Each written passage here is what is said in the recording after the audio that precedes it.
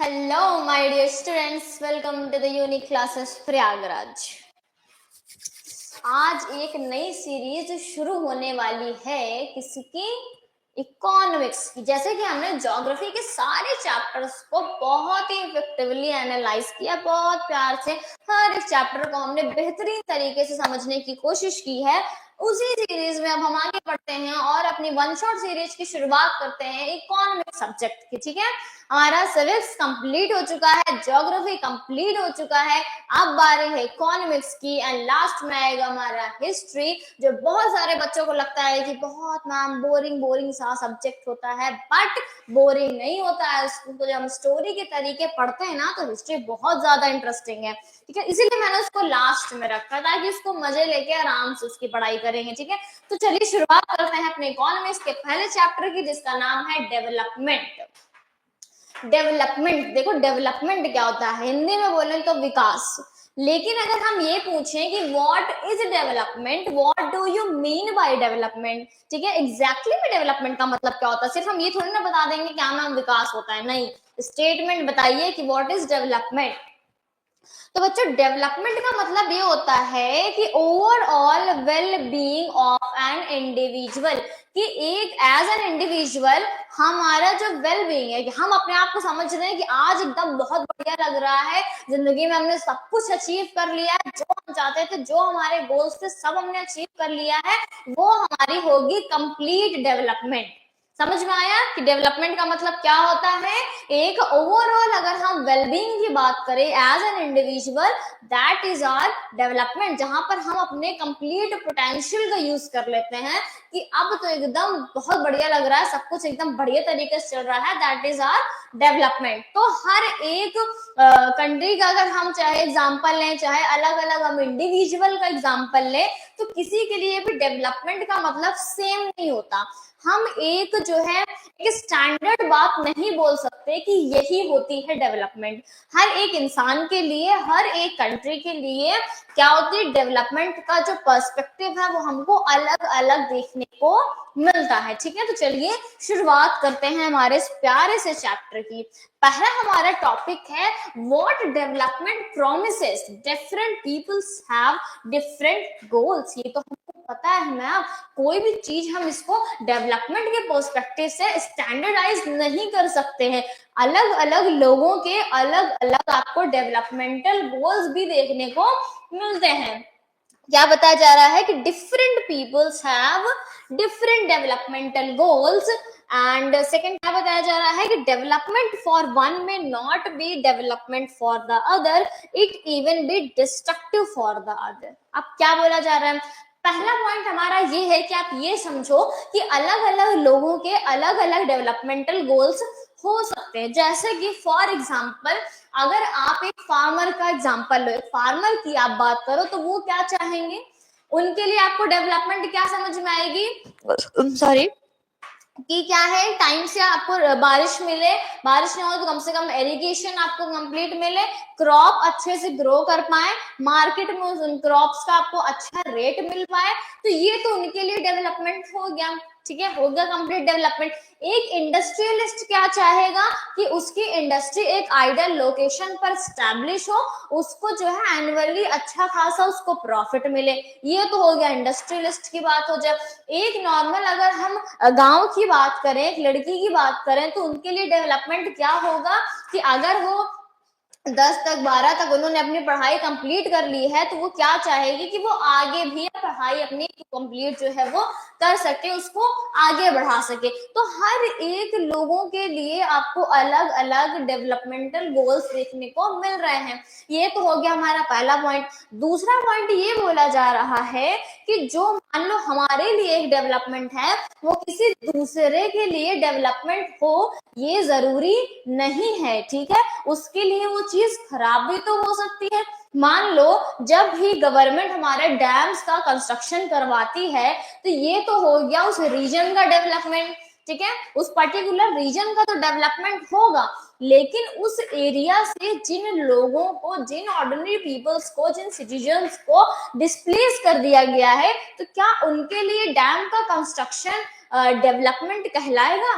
बिल्कुल भी नहीं कहलाएगा। तो यही चीज बताने की कोशिश की जा रही है कि जरूरी नहीं है कि जो हमारे लिए डेवलपमेंट हो वो दूसरे का भी डेवलपमेंट हो, ये उसके लिए खराब भी हो सकता है। Clear?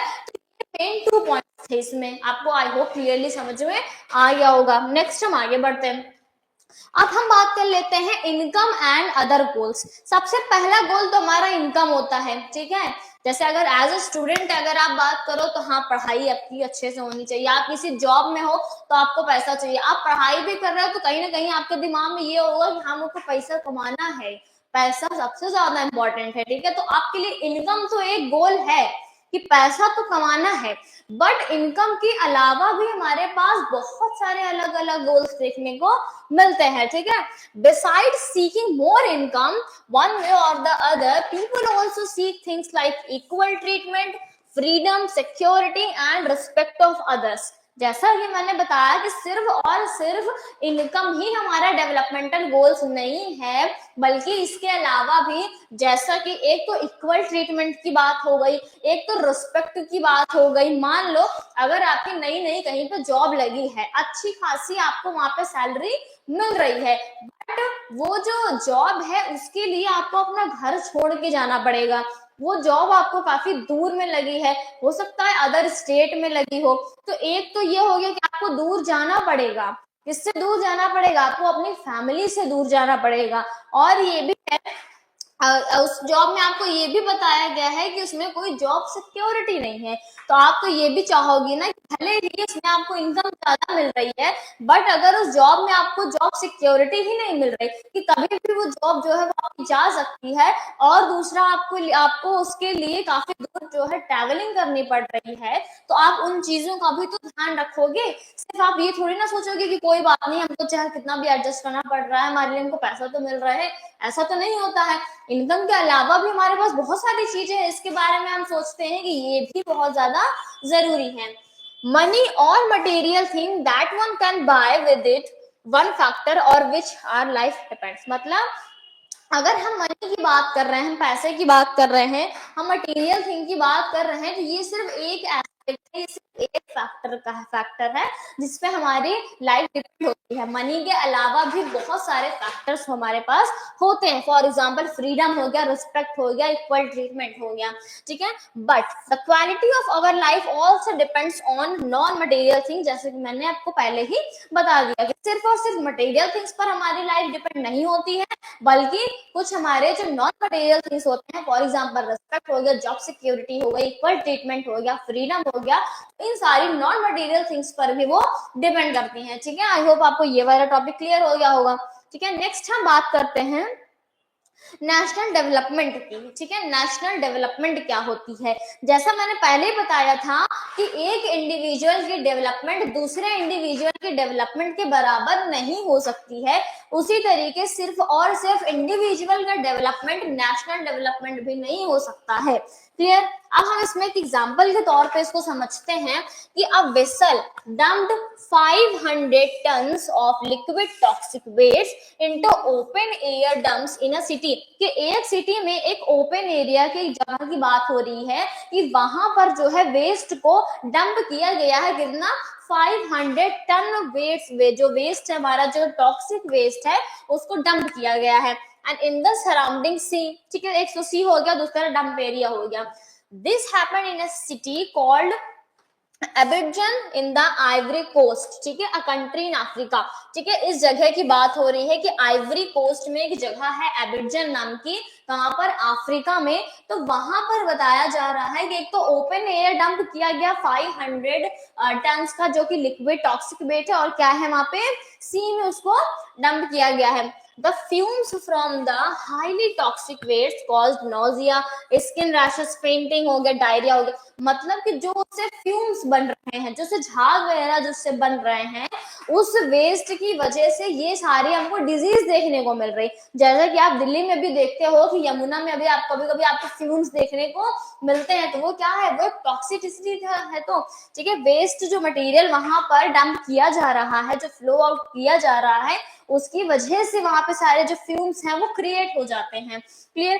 After a month 7 persons were dead, कि एक महीने के बाद ही आप देखने को ये मिल रहा है कि 7 लोगों की मौत हो चुकी है। Clear. 20 in hospital and 26 in 1000 treated for symptoms for poisoning. ठीक है, तो ये सारी आपको क्रिटिकल सिचुएशंस देखने को मिल रही हैं, किसकी वजह से, इस वेस्ट डंपिंग की वजह से। ठीक है, a multinational company dealing in petroleum and metals had contracted a local company of the Ivory Coast to dispose the toxic waste. अब देखो मेन कॉन्सेप्ट क्या था कि एक जो मल्टीनेशनल कंपनी है जो कि पेट्रोलियम और मेटल का काम कर रही है, ठीक है, पेट्रोलियम और मेटल का काम करने वाली जो एक मल्टीनेशनल कंपनी है, उन्होंने कॉन्ट्रैक्ट किसके साथ किया था, ठीक है, आइवरी कोस्ट की एक लोकल कंपनी के साथ। किसके लिए, वेस्ट को डंप करने के लिए जो कॉन्ट्रैक्ट किया गया था वो एक लोकल कंपनी के पास किया गया था, और उस लोकल कंपनी ने इस तरीके से उस टॉक्सिक वेस्ट को डंप किया था। तो इसमें फायदा किसका हुआ, ये डेवलपमेंट किसका हुआ, ये तो उस मल्टीनेशनल जो कंपनी है वो तो सस्ते में निपट गई। ठीक है, क्या किया कि कम पैसे देकर जो लोकल कंपनी है उनसे काम करवा दिया, और जो लोकल कंपनी जिनको इतना पैसा मिला उन्होंने भी उससे पैसे निकाले।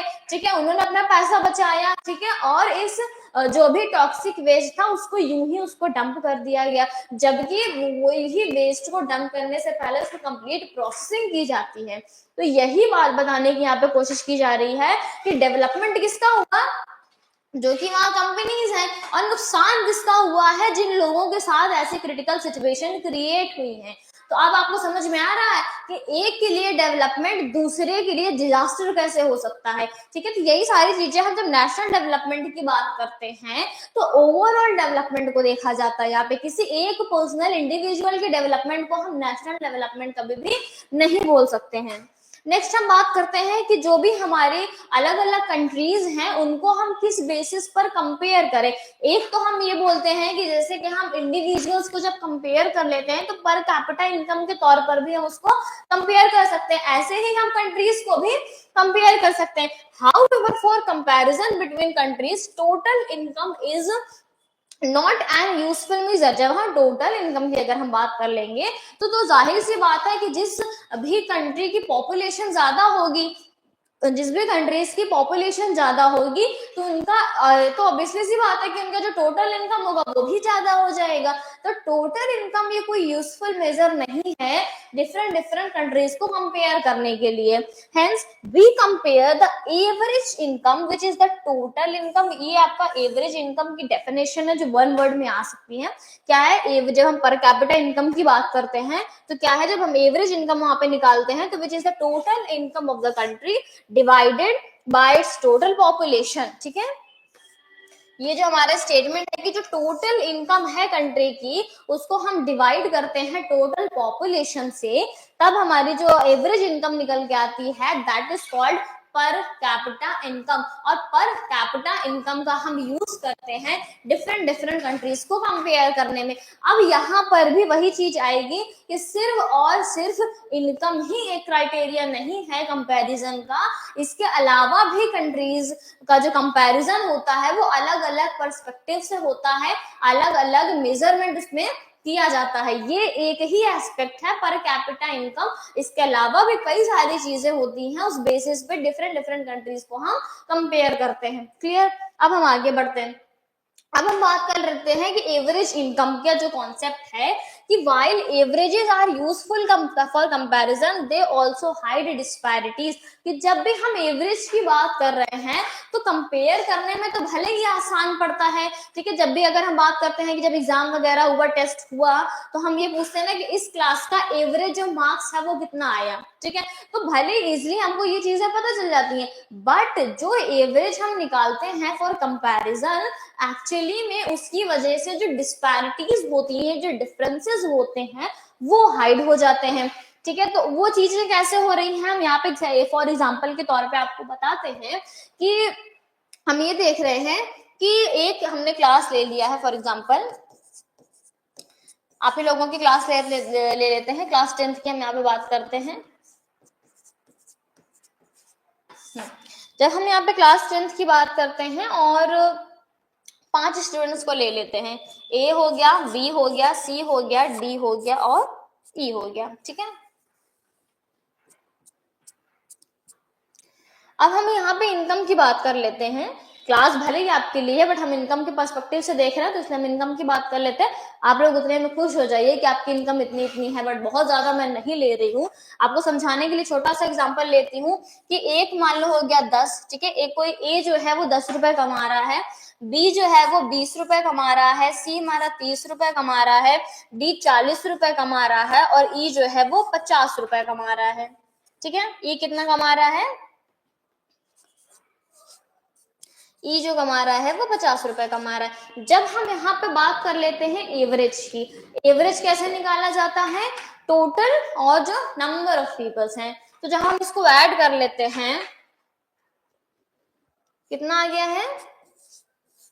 और 5 लोग हैं, ये आ गया। जो टोटल हमारा इनकम हो गया वो हो गया 150 और जो हमारे नंबर्स हैं वो है 5। जब हम एवरेज इनकम निकालते हैं तो 5 3 15, कितना आया? 30 रुपए। एवरेज इनकम कितनी आ रही है हमारी? एवरेज इनकम आ रही है हमारी 30 रुपए। तो आपको ये पता है, आप इसको आप थोड़ा सा आप इसको एनालाइज करो, तो क्या आपको समझ में आ रहा है कि क्या 30 रुपए हर एक पर्सन कमा पा रहा है? देखिए आप, कोई 10 कमा रहा है, कोई 20 है, कोई 40, कोई 50, कोई 30, तो क्या हर एक इंसान 30 रुपए कमा पा रहा है? नहीं कमा पा रहा है। सिर्फ और सिर्फ हमको सी के पास 30 रुपए देखने को मिल रहे हैं, बाकी लोग या तो 30 रुपए से कम कमा रहे हैं या तो 30 रुपए से ज्यादा कमा रहे हैं। तो मैंने आपको यही बताने की कोशिश की है कि भले ही हम कंपैरिजन के लिए एवरेजेस का यूज करते हैं, but actually it hides disparities, it hides differences. Clear? I hope आपको ये वाला कॉन्सेप्ट समझ में आ गया होगा। नेक्स्ट हम बात कर लेते हैं इनकम एंड अदर क्राइटेरिया की, अदर जो भी हमारे क्राइटेरियाज हैं इनकम के अलावा वो कौन कौन सी चीजें हैं।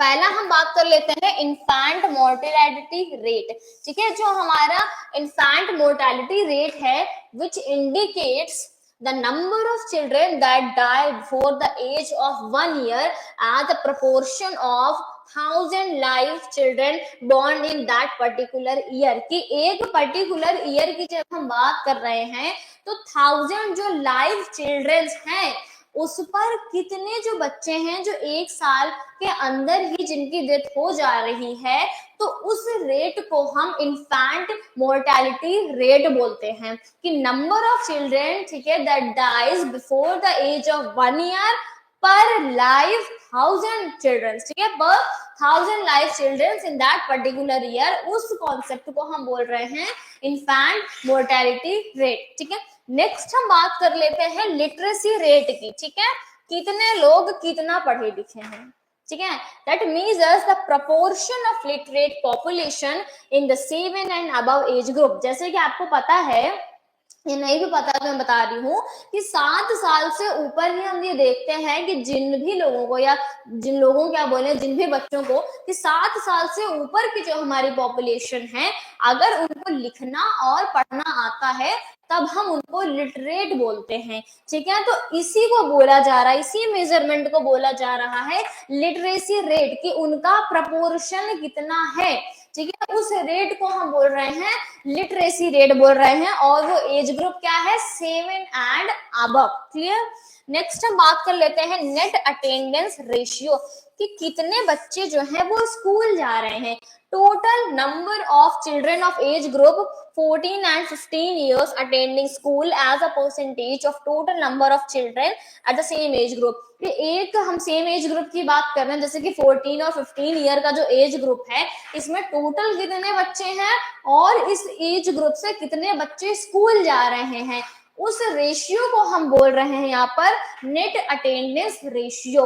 तो क्लियर, आपको समझ में आया कि इनकम के अलावा भी हमारे पास बहुत सारे क्राइटेरियाज होते हैं जिसके पर्सपेक्टिव से, जिसके बेसिस पर हम अलग अलग स्टेट्स को भी कंपेयर कर सकते हैं। तो वो कौन कौन से रेशियो है? एक तो इन्फेंट मोर्टेलिटी रेट हो गया, एक तो लिटरेसी रेट हो गया, नेट अटेंडेंस रेशियो हो गया। तो आई होप आपको ये चीजें क्लियर समझ में आ गई होंगी। बहुत सारे ऐसे स्टेट्स होते हैं, आप देखते होंगे कि केरला का जो है वो लिटरेसी रेट काफी ज्यादा हाई है। तो इन सारे जो बेसिस हैं इनके जरिए हम अदर जो भी स्टेट्स हैं उनको हम कंपेयर कर सकते हैं। नेक्स्ट हम बात कर लेते हैं पब्लिक फैसिलिटीज की। पब्लिक फैसिलिटीज आपको पता है कि जो भी हमारा हेल्थ फैसिलिटी होती है, एजुकेशन फैसिलिटी होती है, ठीक है, तो वो सारी चीजें हैं। तो money in your pocket can not buy all the goods. ये तो जाहिर सी बात है, ये क्यूट में भी बोला जाता है ना कि सिर्फ पैसों से आप सब कुछ नहीं खरीद सकते हो, ठीक है। ऐसे तो बहुत सारी कविताएं भी इस पर बनी हुई हैं कि पैसों से आप सब कुछ नहीं खरीद सकते हो, and services that you may need to live it, ठीक है। केरला की हम यहाँ पे जब बात कर रहे हैं तो had low infant mortality rate, कि केरला में आपको लो इन्फेंट मोर्टेलिटी रेट देखने को मिल रहा है। यहाँ पर अगर बच्चे पैदा हो रहे हैं तो उनके जीवन जीने की जो संभावना है वो आपको ज्यादा देखने को मिलती है, because it has adequate provision of basic health and education facilities. क्योंकि आपको देखने को, मैंने जैसे आपको बताया कि केरला में लिटरेसी रेट जो है काफी ज्यादा हाई है, तो एडिशनल जो फैसिलिटीज हैं, चाहे हम हेल्थ फैसिलिटीज की बात करें या हम एजुकेशन फैसिलिटीज की बात करें, तो काफी ज्यादा एफिशिएंट है केरला में। तो इसी वजह से आपको वहां पे जो इन्फेंट मोर्टेलिटी रेट है वो काफी कम देखने को मिलता है। In some states the public distribution system जो राशन वगैरह मिलता है, ठीक है, राशन की दुकानों से, पीडीएस सिस्टम जो हमारा, ठीक है, it functions well. Health and nutrition status of people of such state is certainly like to be better. कि जिन स्टेट्स में आपको पब्लिक डिस्ट्रीब्यूशन सिस्टम काफी बेहतर देखने को मिलता है कि खाने की चीजें जो राशन वगैरह है वो वहां की पॉपुलेशन के पास इफिशिएंटली पहुंच पा रहा है, तो वहां पर आपको उनका हेल्थ जो है वो काफी बेटर देखने को मिलता है। तो पब्लिक फैसिलिटीज में हमारी यही सारी चीजें आती है, और ये सारी चीजें आप सिर्फ पैसों के दम पे नहीं खरीद सकते हो, यही बताने की यहाँ पे कोशिश की गई है। नेक्स्ट हम बात कर लेते हैं ह्यूमन डेवलपमेंट रिपोर्ट की। ह्यूमन डेवलपमेंट रिपोर्ट में क्या चीजें बताई गई हैं कि once it is realized that even though the level of income is important, yet it is an inadequate measure of the level of development, we begin to think of the other criteria। जैसे कि पहले से ही बताया जा रहा है कि income से ही सब कुछ नहीं हो रहा है, there could be a long list of such criteria, but then it would not be so useful।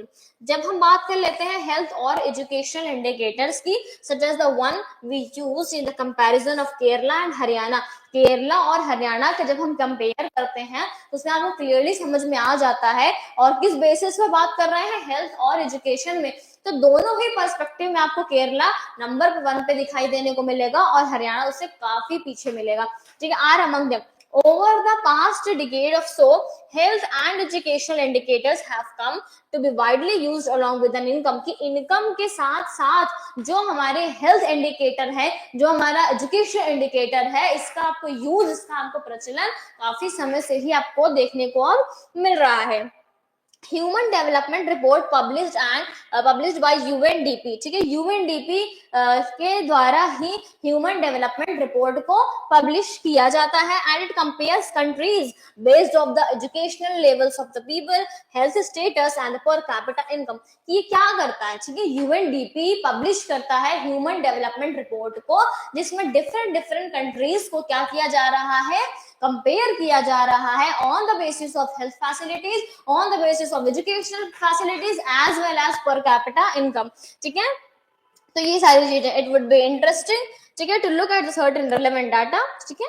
और जो भी हमारी ह्यूमन डेवलपमेंट रिपोर्ट ये आई है 2021 to 22 की रिपोर्ट है, जिसमें अदर स्टेट्स को काफी ज्यादा क्या किया गया है, कंपेयर किया गया है। किस बेसिस पर, जो भी हमारी पब्लिक फैसिलिटीज हैं उसके बेसिस पर कंपेयर किया गया है। तो यही बताने की कोशिश की जा रही है कि सिर्फ और सिर्फ इनकम के लेवल से ही हम कंपेरिजन नहीं कर सकते हैं। क्लियर, तो ये हो गया।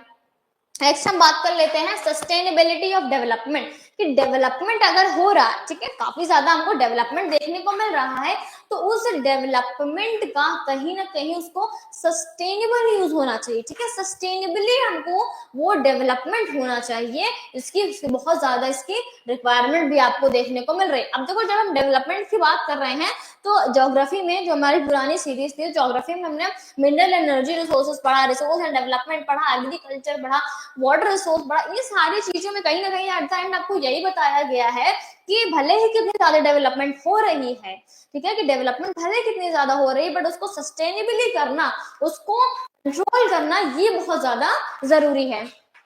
यहाँ पे एग्जांपल दिया गया है ग्राउंड वाटर इन इंडिया, ठीक है, कि ग्राउंड वाटर का यहाँ पे आपको एग्जाम्पल दिया गया और क्या बताया गया है कि recent evidence suggest that the ground water in India is under serious threat of over use in many parts of the country, कि ग्राउंड वाटर आपको काफी ज्यादा सीरियस थ्रेट में देखने को मिला। ये बात आपने वाटर रिसोर्स में भी काफी अच्छे से एनालाइज की होगी। About 300 districts have reported a water level decline of over 4 meter, ठीक है, ड्यूरिंग द पास्ट 20 ईयर्स, कि पास्ट 20 ईयर्स आपको जो ग्राउंड वाटर का लेवल है वो कितना 4 मीटर जो है वो कम होता जा रहा है, और कितने में अबाउट 300 डिस्ट्रिक्ट्स में आपको ये चीज देखने को मिल रही है। Nearly 1/3 of the country is over using the ground water, ठीक है, ग्राउंड वाटर रिजर्व्स को जो 1/3 पार्ट है जो हमारी कंट्री का, वो इसका क्या कर रहा है, ओवर यूज कर रहा है, वो इसको एक्सप्लॉइट कर रहा है। In another 25 years 60% of the country would be doing the same if the present way of using, मतलब यही बताया जा रहा है कि जो भी चीजें हम अभी कर रहे हैं, जैसे हम हर एक रिसोर्स को, वाटर क्या है हमारा एक रिसोर्स ही तो है, तो जैसे कि हम हर एक रिसोर्स को डिप्लीट करते जा रहे हैं, उसका ओवर एक्सप्लॉइटेशन करते जा रहे हैं, यही सीरीज अगर ऐसे ही चलती रही तो अभी तो बोला गया है कि 1/3 ऑफ द कंट्री, उसके बाद क्या होगा, इन अनदर 25 ईयर्स में 60% ऑफ द कंट्री जो है यही काम कर रही होगी, यही आपको देखने को मिलेगा, ठीक है। Ground water over use in particularly found in the agriculture, agriculture में आपको पता है कि इरिगेशन में काफी ज्यादा पानी का क्या किया जाता है, ओवर एक्सप्लॉइटेशन किया जाता है। जो भी हमारे रीजन्स है, चाहे कि पंजाब की हम बात कर लें, हरियाणा की बात कर लें, वेस्टर्न यूपी की बात कर लें, तो यहाँ पर आपको पता है कि एग्रीकल्चर जो है वो काफी ज्यादा प्रोडक्टिव है, ठीक है, और यहाँ पर आपको इरिगेशन काफी ज्यादा देखने को मिल रहा है, तो इसी इरिगेशन की वजह से वाटर का ओवर एक्सप्लॉइटेशन भी होता है। Clear. Hard rock plateau areas of central and south India, इन रीजन्स में भी सम कोस्टल एरियाज, ठीक है, and rapidly growing urban settlement, जो भी हमारे अर्बन सेटलमेंट जितना ज्यादा होता जा रहा है, अर्बनाइजेशन होता जा रहा है, तो ये वाटर वाला जो कॉन्सेप्ट है, मैंने वाटर रिसोर्सेज आपको कंप्लीटली पढ़ाया, आप एक बार उसको जाके देखिएगा। इसमें क्वेश्चन क्या बोला जा रहा है कि why ground water is over used, कि ग्राउंड वाटर इतना ज्यादा ओवर यूज क्यों हो रहा है, यही चीजें तो हम पढ़ते चले आ रहे हैं। इसके लिए आप वाटर रिसोर्स को भी एक बार कंप्लीटली पढ़िएगा। Can there be development without over use, क्या ओवर यूज के बगैर भी डेवलपमेंट हो सकता है? बिल्कुल हो सकता है। हर एक रिसोर्स को हमको लिमिटेड वे में यूज करना है ना, ताकि जो कि हमारा जो डेवलपमेंट है वो भी कॉन्टिन्यूअस होता रहे और हमारे रिसोर्स भी हमारे पास बचे रहे। क्लियर। तो ये सारी चीजें हैं। नेक्स्ट हम आगे बढ़ते हैं और एट द एंड हम यही इसमें बात बोली जा रही है कि कंसेक्वेंस, क्या बोला जा रहा है कि consequences of environmental degradation do not respect national or state boundary, कि अगर जो भी इतना ज्यादा डिग्रेडेशन हो रहा है तो इसके जो कंसेक्वेंस होंगे, जो आउटकम्स होंगे, जो रिजल्ट होगा, वो ये नहीं देखेगा कि इस पर्टिकुलर रीजन ने सबसे ज्यादा ओवर एक्सप्लॉइटेशन किया है तो यहीं पर जाके उसका कंसेक्वेंस मिले, ऐसा बिल्कुल नहीं होता है। अगर किसी एक भी रीजन ने ओवर एक्सप्लॉइटेशन किया है, अब आप ये भी देख लो ना कि अगर भूकंप आ रहा है किसी एक रीजन में नहीं पता चला, उसके आसपास के रीजन को भी वो इफेक्ट करता है। क्लियर। अब क्या बताया जा रहा है, this issue is no longer region और नेशन स्पेसिफिक, ये जो इशू है, ये जो सस्टेनेबिलिटी का जो इशू है, जो एनवायरमेंटल डिग्रेडेशन का जो इशू है, किसी भी रीजन से मतलब बंधा हुआ नहीं है, ठीक है, किसी भी कंट्री से बंधा हुआ नहीं है, कोई भी नेशन स्पेसिफिक नहीं है। क्लियर। ये चीज आपको समझने की जरूरत है। अवर फ्यूचर इज लिंक्ड टुगेदर, हमारा फ्यूचर क्या है, आपस में लिंक्ड है, कि अगर एक भी कंट्री ने गलत कदम उठाया तो बाकी कंट्रीज पर भी उसका असर हमको देखने को मिलेगा ही मिलेगा। अगर एक कंट्री आपको देखने की न्यूक्लियर पावर बम बना रही है और कहीं अगर वहां पर विस्फोट हुआ या उनसे कोई गलती हुई, उन्होंने कुछ जो है किसी रिसोर्स का ओवर एक्सप्लॉइटेशन किया, ठीक है, या जो कुछ भी ज्यादा ही टेक्नोलॉजी का यूज किया, ज्यादा ही डेवलपमेंट की, तो इसका असर उनके बाकी की जो अदर कंट्रीज हैं उन पर भी कंप्लीटली देखने को मिलेगा, भले ही उनकी उसमें कोई गलती हो चाहे ना हो। तो sustainability of development is comparatively a new area of knowledge